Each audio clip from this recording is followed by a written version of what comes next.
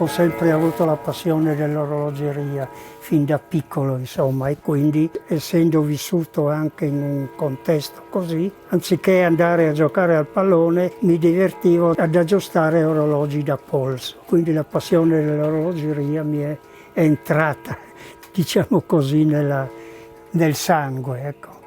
Qui c'è un po' la storia della Fratelli Solari. La Fratelli Solari ha incominciato a fare orologi da campanile nel 1725 e poi gli orologi da campanile non bastavano, si è messa a fare questi orologi, gli orologi a pendolo da salotto, così chiamati. Qui ci sono alcuni orologi, vediamo uno dei più vecchi, sono partiti con una lancetta sola, poi hanno messo 2 lancette, poi hanno abbellito un po' i quadranti per fare anche bella mostra in queste abitazioni di signori ricchi, no? Perché solo i ricchi potevano acquistare queste cose qui. Questo qui è andato avanti fino alla fine del 1800 e poi anziché andare avanti con questi orologi qui, perché la tecnologia si è evoluta, hanno incominciato a fare altre cose. E poi andiamo agli orologi delle ferrovie.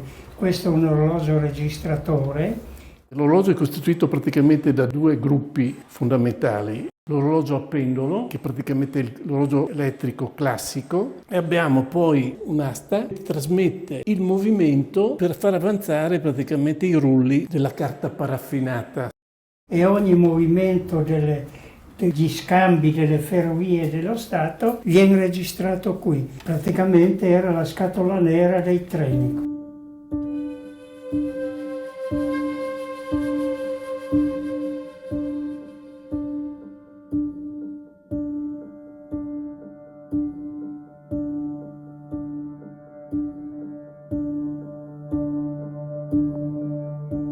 La nascita dell'orologio di controllo è legata allo sviluppo industriale e gli sviluppi industriali, nel mondo avvengono praticamente per territori, cioè il primo territorio, la prima area industriale è stata gli Stati Uniti.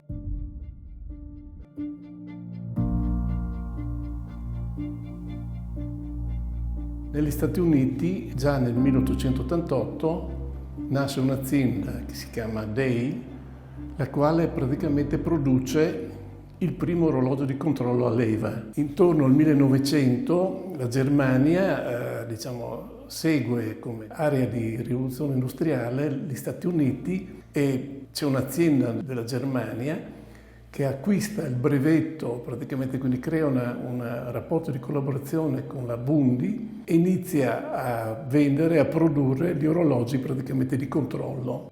In Italia nel 1930 è presente a Milano l'azienda Enrico Boselli e sono orologi praticamente che hanno caratteristiche esattamente identiche, molto simili all'orologio della Burg tedesca. Ci troviamo di fronte nel Museo di Pesaris all'orologio di controllo della Boselli che è datato 1930. Questo orologio è costituito da un movimento classico a pendolo e quindi che richiede praticamente, per essere preciso, richiede un pendolo lungo e quindi anche una dimensione in altezza adeguata alla sua lunghezza e attraverso questo meccanismo il movimento viene trasmesso a un gruppo di ruote che avanzano.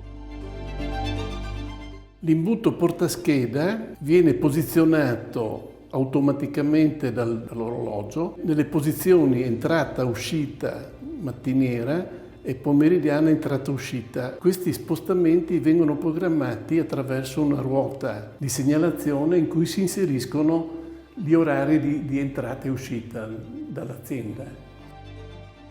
Qui ci troviamo di fronte all'invenzione, al brevetto di Remigio Solari, che è un brevetto che è stato fatto nel 1948 e corrisponde anche alla nascita dell'azienda che si chiama Solari Remigio Industrie Orologerie con sede a Udine. Remigio proviene dalla famiglia degli orologiai dell'industria dei fratelli solari ed esce praticamente all'età di 40 anni dalla Fratelli Solari, inizia a progettare una piccola officina in Carnia per poi partire con la produzione a Udine nel 1948. Tutti gli operai che venivano da fuori Udine, cioè tutti quelli di Pesaris, poi c'erano altri che venivano dalla Val d'Arzino, si mangiava, si dormiva lì tutta la settimana. Era un continuo, praticamente c'era sempre un discorso di lavoro sottofondo, no, per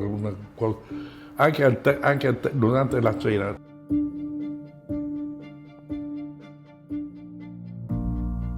Le caratteristiche che contraddistinguono questo orologio sono, dal punto di vista estetico, sono legate alla dimensione, cioè noi vediamo che la dimensione di questo orologio è la metà degli orologi precedenti.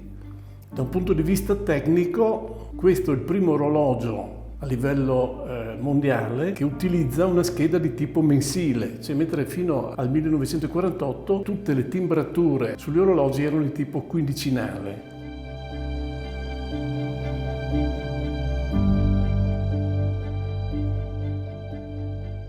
Allora, questo è l'orologio di controllo tipo 58, cioè l'automatico completo.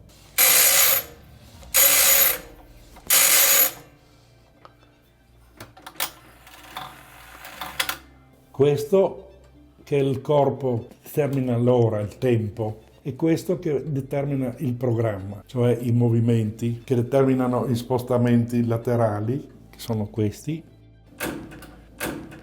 e determina il cambio di questo colore, invece rosso o blu, viene dato da queste puntine. In questo caso qui si vede quella camme che è lì che sta salendo ed è una camme per l'avanzamento della scheda. Il numeratore è composto da 7 ruote.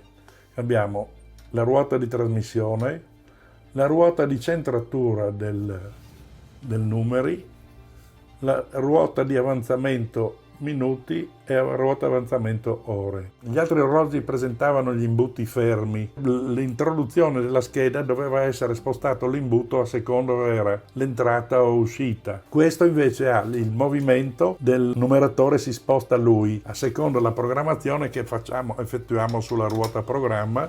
Lui si sposta in posizione di entrata o uscita o extra. Questo invece è il gruppo che ha significativamente aumentato di molto la funzione e l'utilizzo di questi tipi di orologio, era che timbrano in automatico, cioè bastava inserire la scheda e effettuava la timbratura.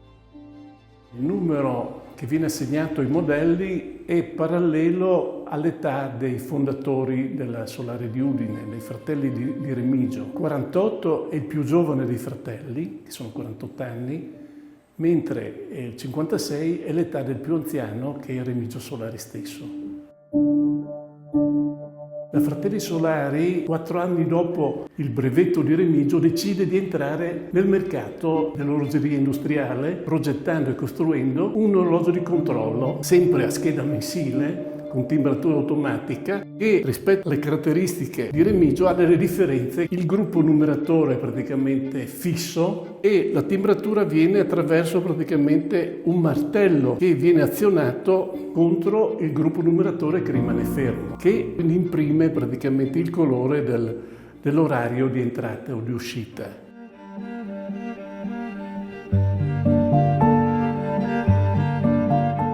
Nel 70, 20 anni dopo, nasce praticamente, cioè negli orologi di controllo si possono installare dei movimenti elettronici. I primi movimenti sono a diapason, poi successivamente sono nati movimenti a quarzo.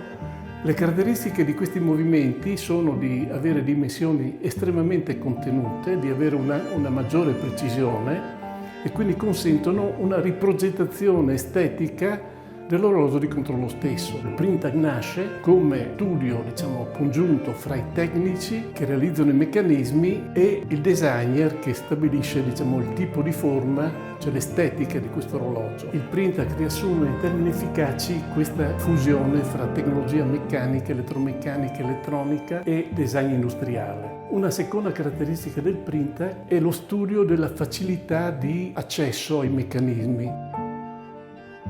Sono qui che cerco di spiegarti in poche parole cos'è e a cosa serve l'orologio di controllo. L'orologio di controllo è nato per gestire l'entrata e l'uscita degli operai dalle fabbriche. All'entrata timbravano, c'erano due casellari cosiddetti, prendevano la scheda dalla parte sinistra da quando entravano, timbravano e lo appoggiavano nel casellario a destra. L'orologio è composto da tante parti. Questa è la ruota a programma. Con questa ruota qui si faceva il programma di tutti gli spostamenti dell'orologio. Qui abbiamo 3 piste, una per lo spostamento dell'imbuto, una per l'alzascheda e una per il cambio colore, perché si stampava in 2 colori. Questo qui è un disco che fa un giro ogni 4 anni. Ogni mese praticamente va avanti un passo a 48 denti con questo dispositivo qui. È stato il primo al mondo con l'azzeramento automatico. Questa qui è la bobina di timbratura, il movimento a quarzo, che è, diciamo così, quello che trasmette il tempo e fa avanzare tutte le parti meccaniche dell'orologio. Dal quarzo abbiamo il movimento sincrono, dal sincrono abbiamo un movimento ricevitore. Nel 1970, prima di andare sul quarzo, c'era un movimento a bilanciere, che è un brevetto anche questo. Il bilanciere faceva 22.000 oscillazioni l'ora, veniva trasformata, ogni minuto faceva partire il motorino che mi mandava avanti tutti i meccanismi. E anche noi, come tutte le aziende di questo mondo, dal pendolo siamo passati al bilanciere, dal bilanciere siamo passati al diapason, dal diapason siamo passati al quarzo.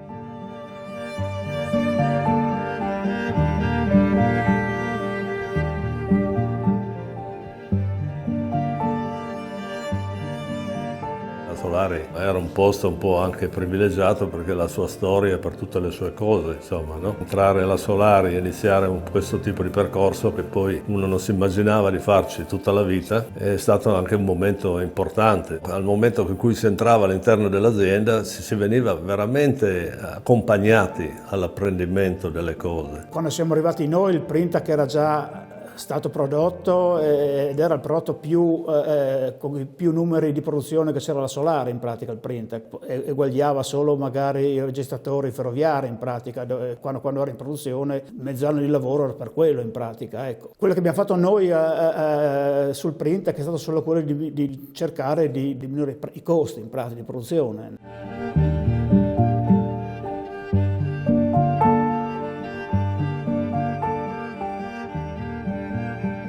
Ci troviamo di fronte al Memor che nasce nel 72, in cui viene applicata in maniera, diciamo, sostanziale delle nuove tecnologie costruttive, cioè passiamo dalla costruzione delle ruote in ottone e in acciaio a gruppi praticamente che utilizzano l'ABS, quindi come materia plastica. Tutto il gruppo di programmazione, il gruppo, diciamo, che dà i comandi alle varie funzioni, sono racchiuse in questo tamburo. Qui vediamo praticamente che ci sono i 6 raggi che danno programmazioni distinte alle varie funzioni che deve svolgere l'orologio. Vediamo anche che il gruppo di stampa è ridotto a dimensioni, diciamo, estremamente minime. La Fratelli Solari di Pesaris aveva già assunto una forma un po' diversa del classico meccanico, cioè era già un po' più vicino all'elettronica. Nel 1975 nasce una collaborazione fra la Fratelli Solari e l'Enimont del gruppo Eni